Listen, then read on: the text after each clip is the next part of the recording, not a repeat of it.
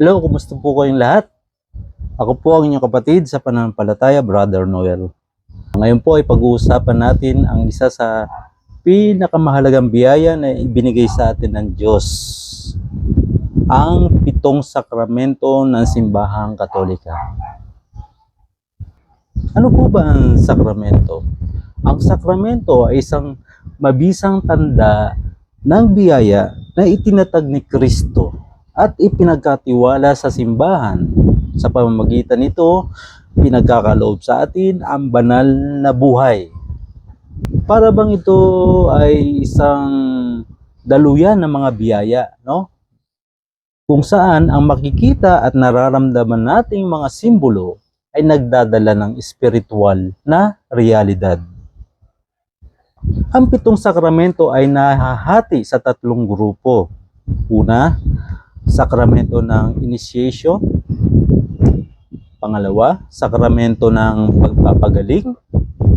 Pangatlo, sakramento ng paglilingkod. Sa sakramento ng initiation, meron 3 na napapaloob rito. Una, binyag or baptism. Pangalawa, kumpil o confirmation. Pangatlo, Eucharistia or Eucharist. Sa pangalawang kategorya, sakramento ng pagpapagaling, meron 2 napapaloob rito. Una, kumpisal o pakikipagkasundo, penance or reconciliation.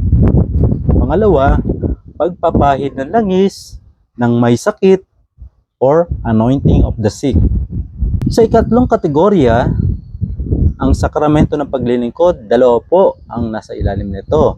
Banal na orden, holy orders, at ang kasal, matrimony. Bibigyan lamang po natin ng maikling paliwanag ang bawat isa. Una, ang binyag. Ito ang unang hakbang sa buhay Kristiyano. Nililinis tayo ng orihinal na kasalanan at tayo'y nagiging anak ng Diyos at bahagi ng simbahan. Ikalawa, ang kumpil. Pinagtitibay nito ang ating pananampalataya sa pamamagitan ng mga kaloob ng Espiritu Santo. Isa itong pagpapatibay ng ating pagiging saksi ni Kristo. Ikatlo, ang Eucharistia. Ito ang pinakabuod ng ating pananampalataya. Sa banal na misa, tinatanggap natin ang tunay na katawan at dugo ni Jesus. Ika-4, ang kumpisal. Ito ay sakramento ng awa. Sa pamamagitan ng pag-amin ng kasalanan, tinatanggap natin ang kapatawaran ng Diyos at bagong simula. Ika-5, ang pagpapahid ng langis ng may sakit. Nagbibigay ito ng kagalingan, pisikal man o spiritual. Binibigyan ng lakas ang may sakit sa kanilang paghihirap.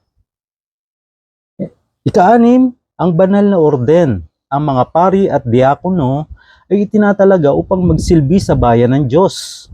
Sa pamamagitan nila, na ipagpapatuloy ang ministeryo ni Kristo. At ang ika-7, kasal.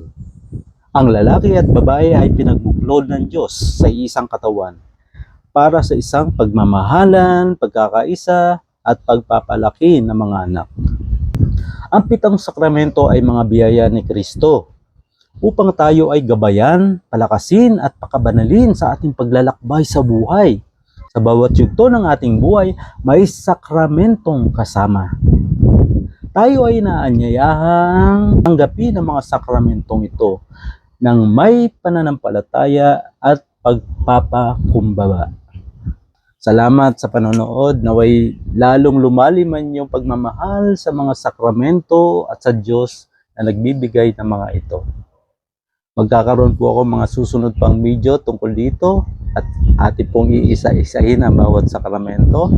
Kaya wag po ninyong kalimutang i-like, i-share, i-subscribe, follow ang video ito. Pagpalain nawa tayo ng Diyos, ng ating Panginoong Hesukristo, sa ngalan ng Ama, Anak at Espiritu Santo. Amen.